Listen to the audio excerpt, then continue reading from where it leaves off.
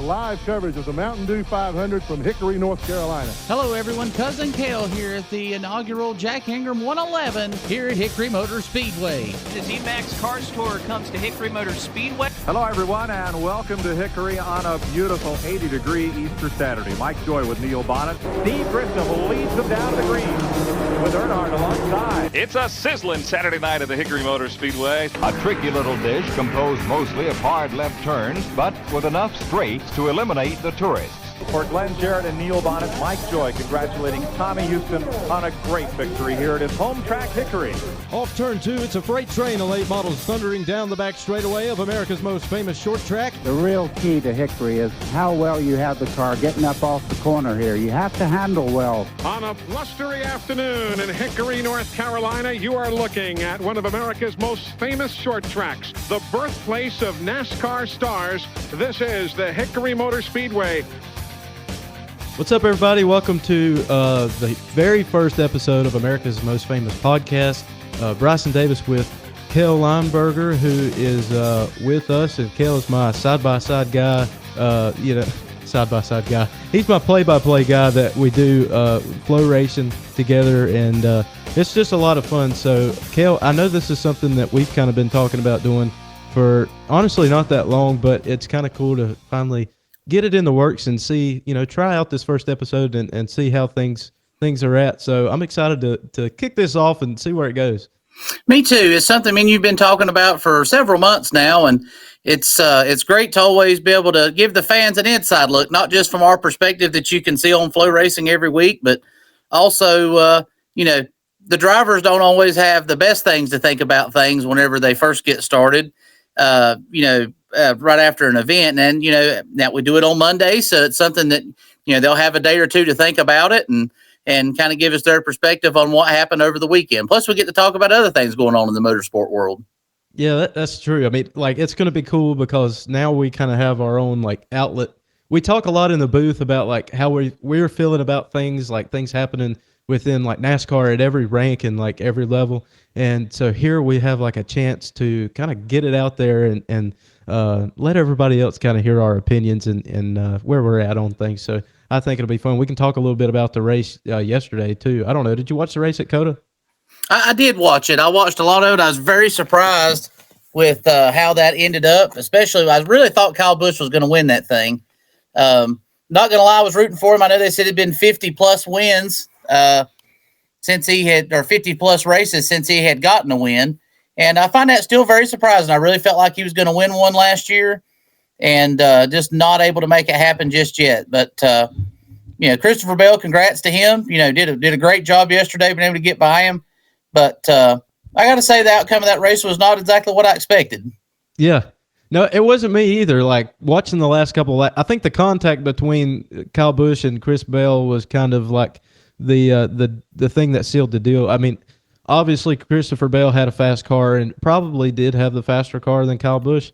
But man, Kyle Busch was being so tough to pass, and it was going to be hard to get around him. And then you have that late race caution, which we saw at Hickory in the Truck Series, and so that kind of sealed the deal for Kyle. It kind of closed that gap back up because the pit stops worked out for where Kyle had a pretty good advantage over Christopher, just the way that they exited pit road. Christopher came off pit road in a big crowd of cars, so he's having a lot of guys that he was having to fight.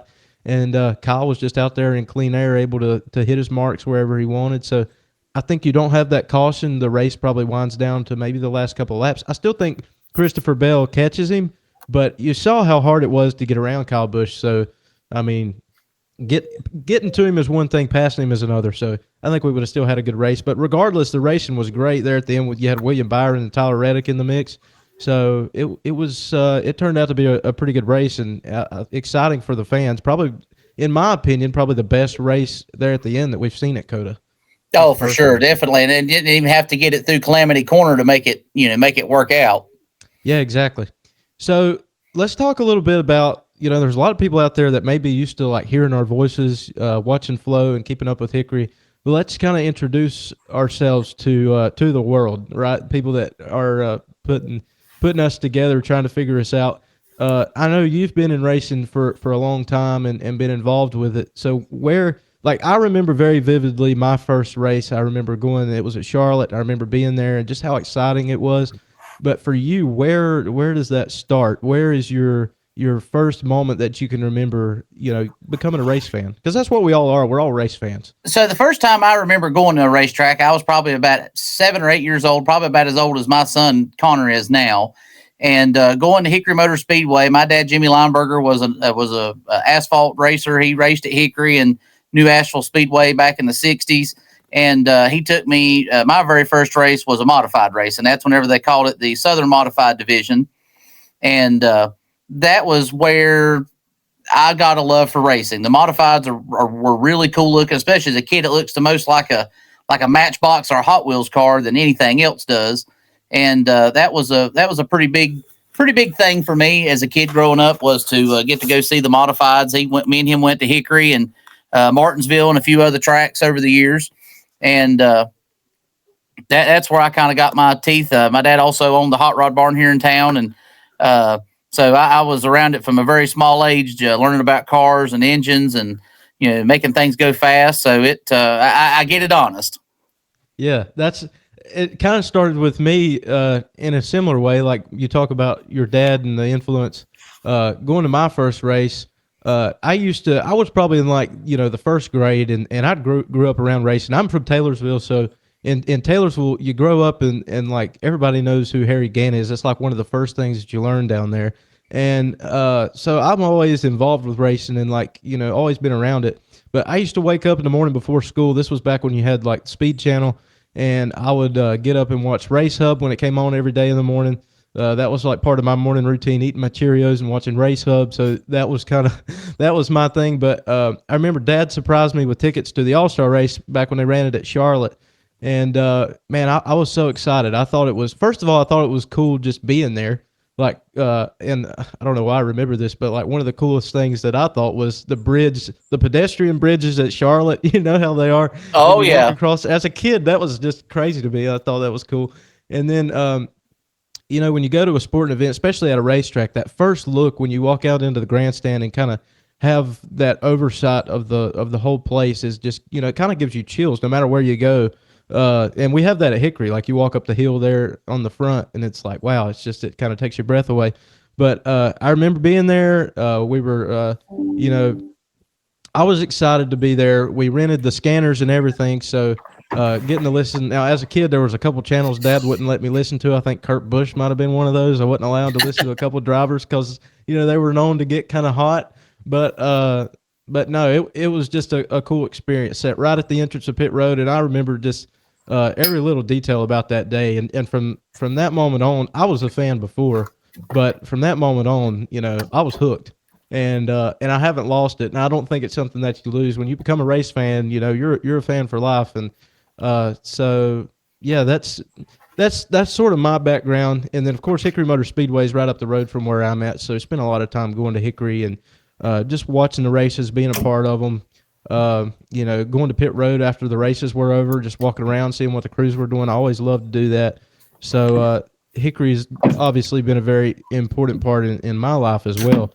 And I think, that plays into Hickory is very important to me because of where it's been at in my journey as a race fan and now working in racing. But I think Hickory too, is one of the only tracks that can be talked about in about every conversation that you have about racing. You can bring Hickory into the conversation, and I think it says a lot. There's a ton of history at Hickory. And you're very knowledgeable about that. Like, a lot about it. You're kind of like our encyclopedia in the booth. Like, I don't know a lot, but when it comes to cars and the history of Hickory and you know it all. And even that little clip in the intro that we've got with the dirt racing at Hickory back in the 60s, that's part of the foundation. So I always like to think if the walls at Hickory could talk, just think about the stories that they'd be able to tell. Oh, absolutely. You got people that raced, that went on to do great things that raced at Hickory on dirt. Harry Gant probably being, I would dare say, made it, was one of the later ones to make it, right as it was going from dirt to asphalt.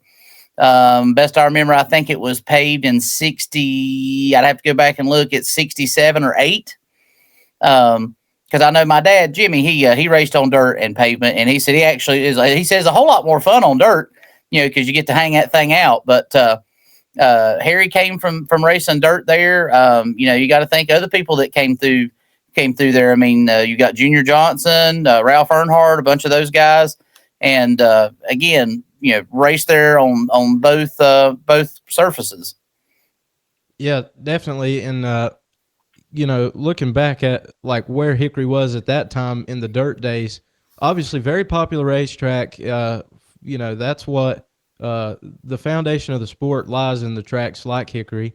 And I think it's cool to I love looking at the old pictures and comparing them to now, because now we've got and we've just seen recently a lot of upgrades to Hickory. You've got the new scoreboard, the Jumbotron, the pavement everywhere in the infield. There's the facilities have just been upgraded, so you have a modernized version of something that is still kind of stuck in that time, like in our roots where we come from. And like, even though we have all these modern touches now to the Speedway, it still has that old school feel when you walk up the hill and you overlook the racetrack. There's just so much history that is available there, and it really is one of the foundations of our sport, and it's very important to our sport as well. And it still puts on good racing.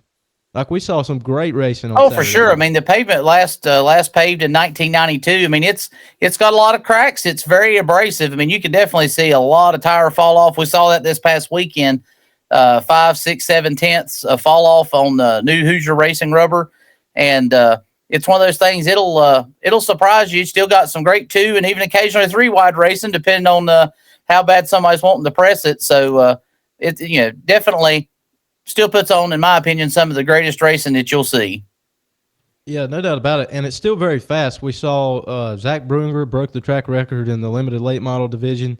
That was something we haven't seen in a couple of years. Obviously they're running on fresh tires, but although the track has all this character to it, there's still a ton of speed that these guys are finding through it. And a lot of your most talented drivers are successful at Hickory because they're able to figure the place out. And I think that's what's tough for a lot of people, is just figuring it out, like where to run. There's some new patches and like coming off the turns. So corner exit is tough. It's always been tough onto the straightaway. And really, it's not much of a straightaway. If you look at the lines that the cars run, it's more of just a exaggerated turn. But it's a tough racetrack, but it still puts on good racing.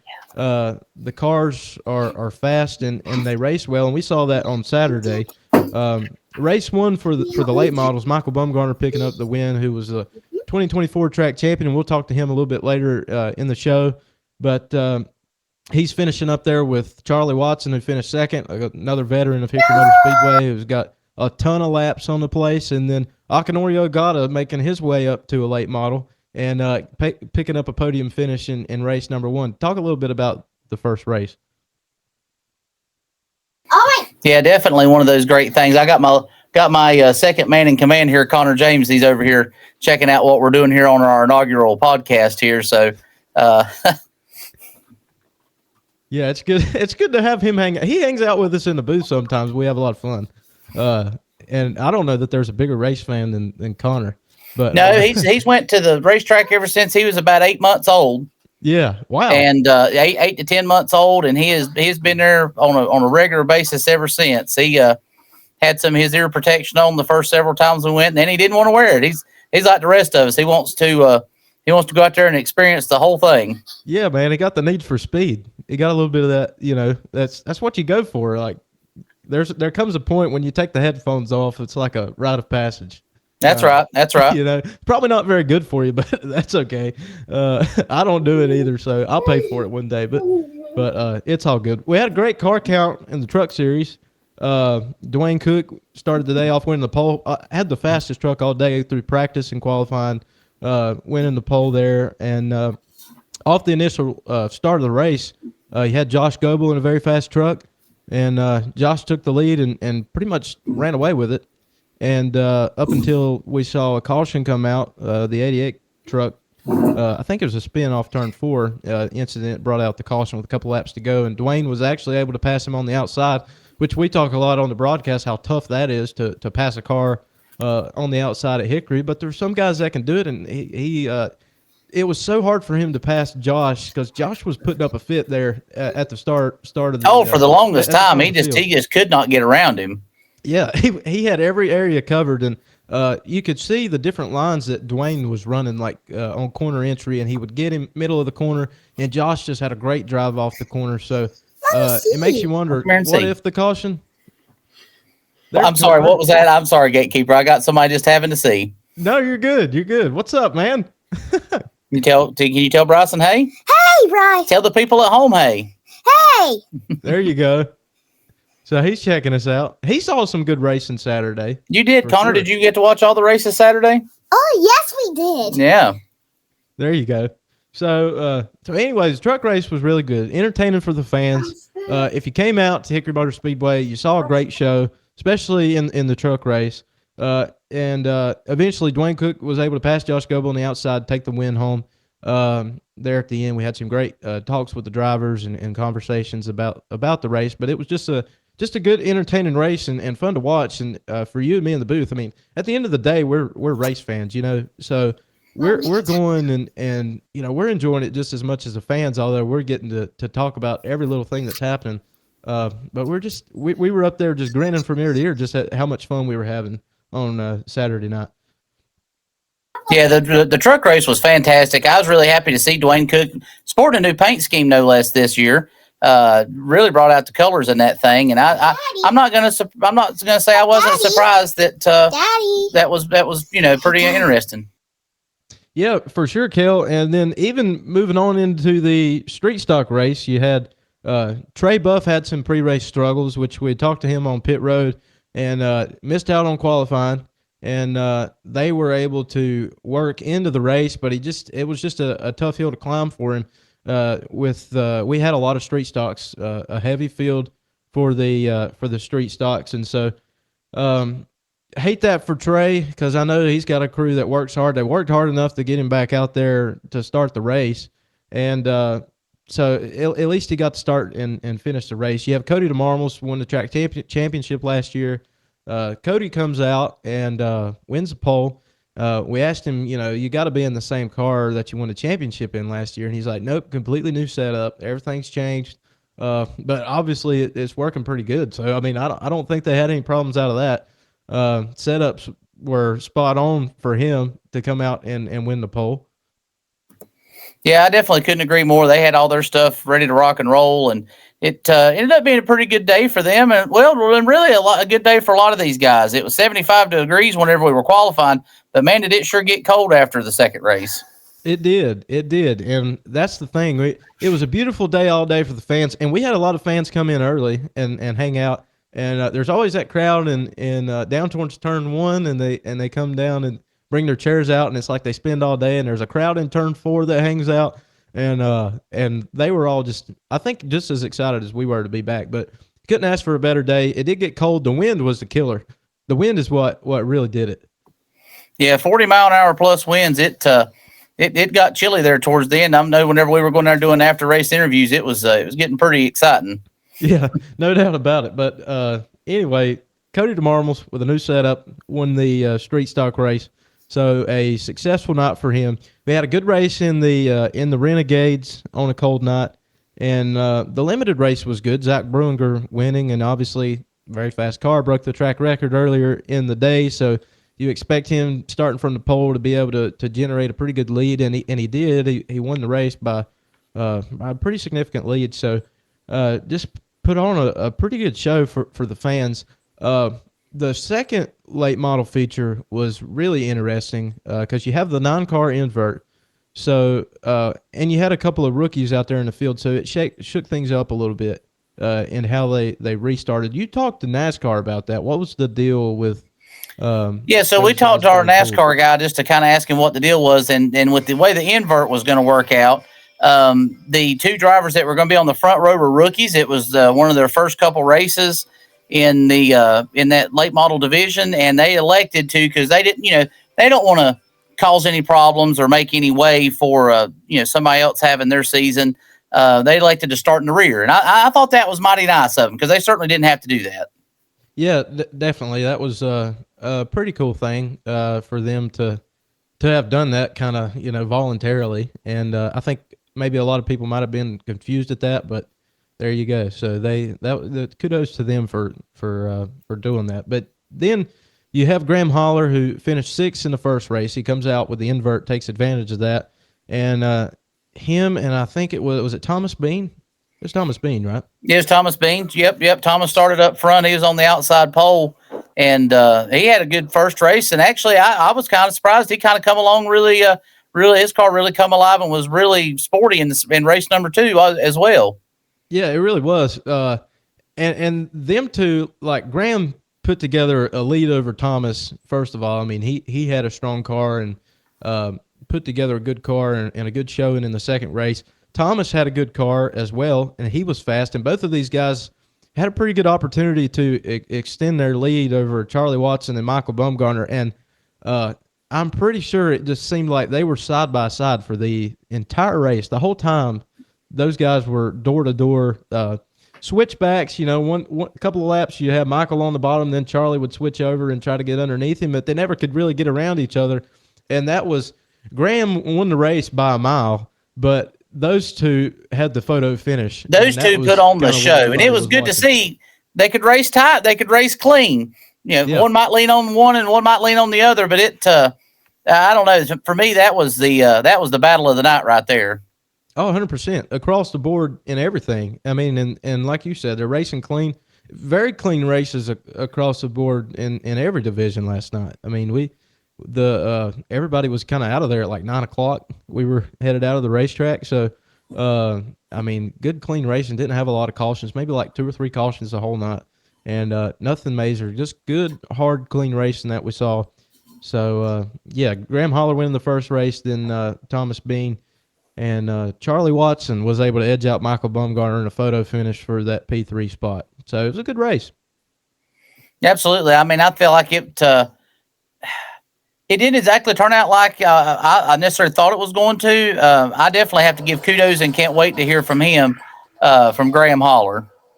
Yeah, and we'll get to that in just a moment. We're going to come back with Michael Bumgarner, winner of the first Twin 40 feature, and then we'll talk with Graham Holler, who won in a pretty good way there at Hickory on Saturday night.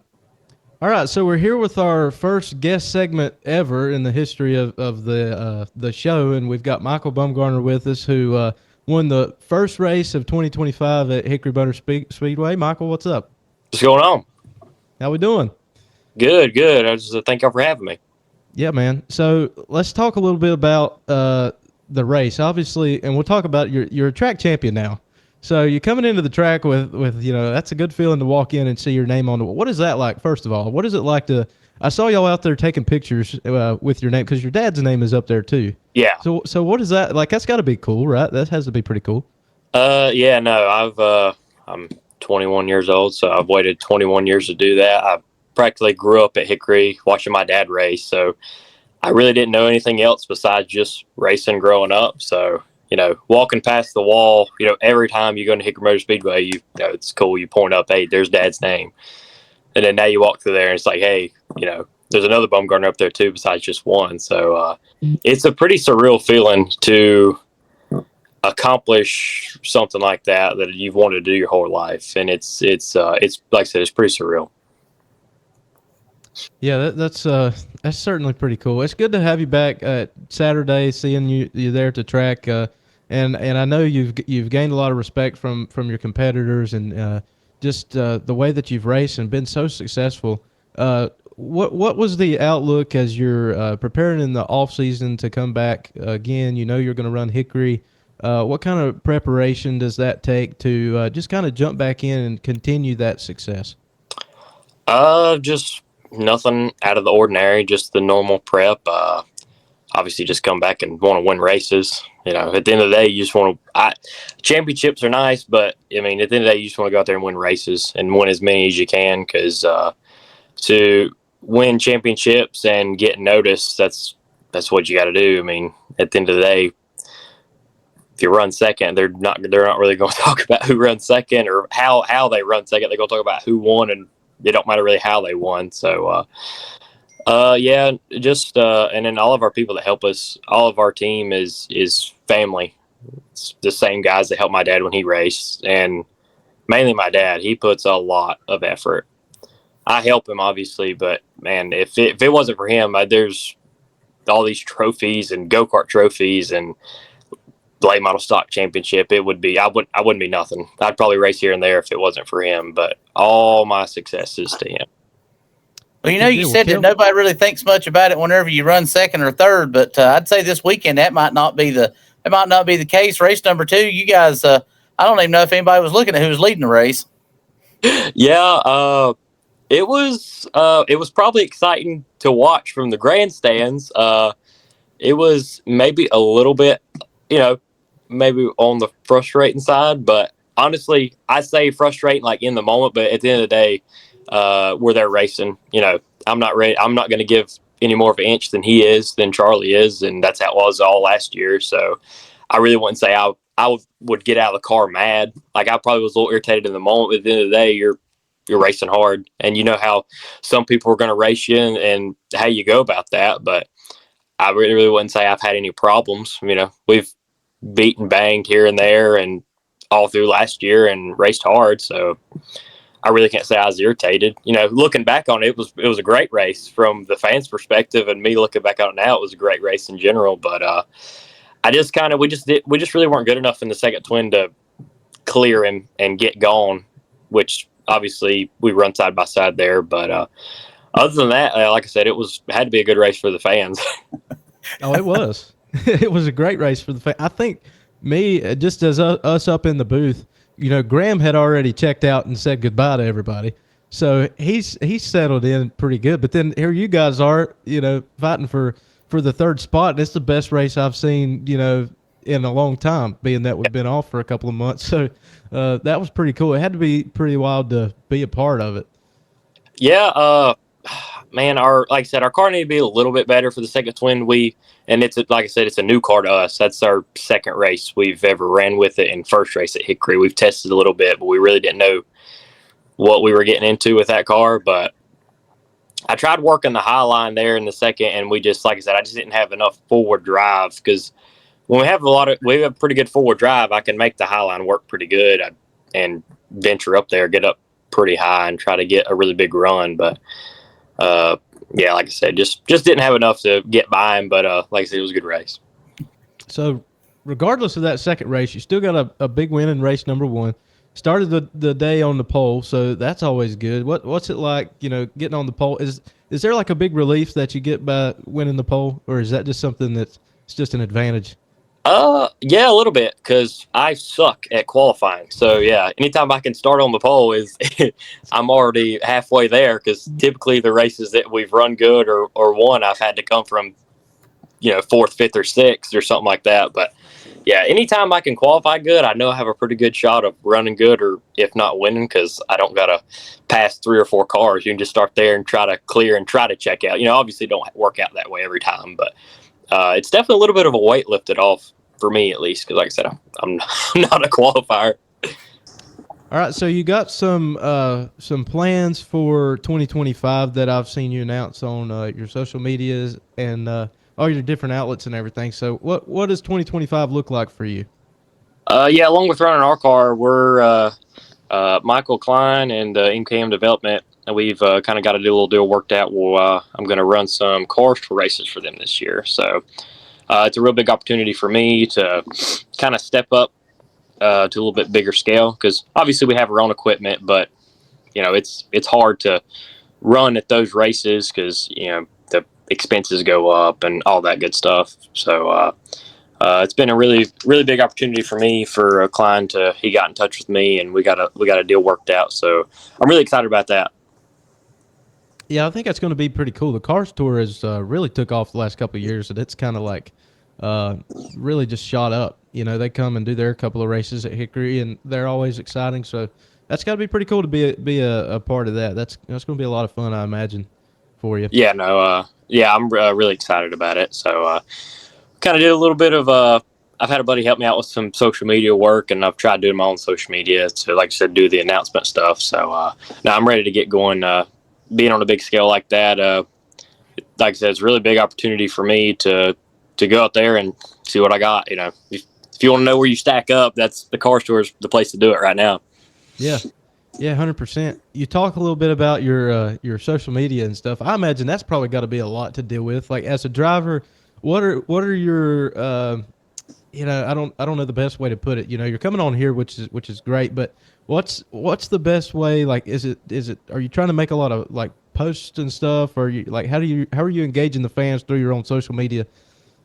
Yeah, I've tried to work on that a little bit. Obviously, I'm not a social media guru or technology guru by any means, but I tried last year to do a little bit of YouTube stuff, and then I kind of got lost sidetracked with it and had some other stuff going on, so I ended up putting that by the wayside. But I've been working on my stuff like that to do it to be a little bit better at it. But and besides interacting with the fans, like, and on our social medias, I'm just trying to make more like not YouTube videos, but little clips to interact. Like, at the end of the day, people are going to watch a 20-second video over and over or more than sit down and watch a 10-minute video. So it's finding those small little tidbits to get more fan interaction and get more eyes, and maybe somebody shares it and somebody sees it that would have never seen that, and then they're interested. So just small stuff like that I'm working on, and try to work a little bit harder and a little bit better with fan interaction like that. We'll have to see if we can't get the exclusive with you whenever you decide what races you're running a little bit later. We'll have to see if we can't have you back on the show again and engage with everybody on the America's Most Famous podcast and get something like that going. Yeah, for sure. It'll be that outlet. Yeah, one more thing before we go that I wanted to ask you about, because I think it's pretty cool. Every week there's a group of people that sit behind the flag stand at Hickory Motor Speedway, and it like fills up the entire section. They all are wearing your T-shirts, and when we go down there and interview you, they're all going nuts. So you've got like the biggest fan club in the house. How does that feel? That's got to be pretty special. It feels really good. There's a lot of people that support us there, along with my family, because all of my family kind of sits together right there. But they're my biggest supporters. There's a lot of people that stick it out. There's a lot of people that help us on our crew that they don't have to. They don't have to be there. They're not paid to be there. And along with my family, mom and my dad and most of our family is there, supporting my girlfriend. She drives an hour and something from college every Friday to be there Saturday for the race, and I don't think she's ever missed a one. So just a lot of family people that make it worthwhile. Winning's good, but to do it with your family and have your family there, and it just means a lot more. Makes you appreciate it a lot more. Yeah, man. Well, listen, thanks so much for coming and chatting with us. You're the first guest we've ever had, so you can write that up, put that in your trophy case or your statistic board or whatever. Just we really appreciate you coming on and chatting with us, and best of luck to you in your endeavors in the Cars Tour, and hopefully we'll see you again this Saturday at Hickory. Yeah, thank you. Really appreciate you having me. Appreciate you, man. Thanks, Michael. Thank you. Well, there you have it, race fans. Week 1 for our 75th anniversary here at Hickory Motor Speedway is in the books, but it's only our first podcast of the season. We weren't able to get Graham Holler on this week. We've been in contact with he and his people. They said they'll try to get on with us between now and next week, so we'll get to hopefully hear from him. And join us at Hickory Motor Speedway this coming up Saturday, and for our second race of the season, and then we'll see how that goes, Gatekeeper. Yeah, man. And if you can't make it to the track, I know the guys at Flow do a pretty good job. This is what I've heard. Now, I don't know if that's true or not, but I'm kind of biased towards them. But I think they do pretty good. So tune in on Flow. But first and foremost, make it to the track, man. I mean, it's a whole lot of fun. There's not really anywhere else I want to be on a Saturday night, and we have a ton of fun in the booth. But it's just a good experience. The racing's going to be good. I think the weather's going to be pretty good this weekend. So, that's something else going for you. But, no, Cale, this has been a lot of fun. A couple of bugs that we have to work through and get things sorted out. But this is kind of our first ever podcast. So I'd say for number 1, it was pretty good. I'd say we did a good job. Absolutely. I agree. It's been a whole lot of fun doing it with you. I know it's something we've talked about for a little bit, and I'm excited to get the first one under our belt. and nowhere to go but here. So tune in next week, race fans, to America's most famous podcast right here.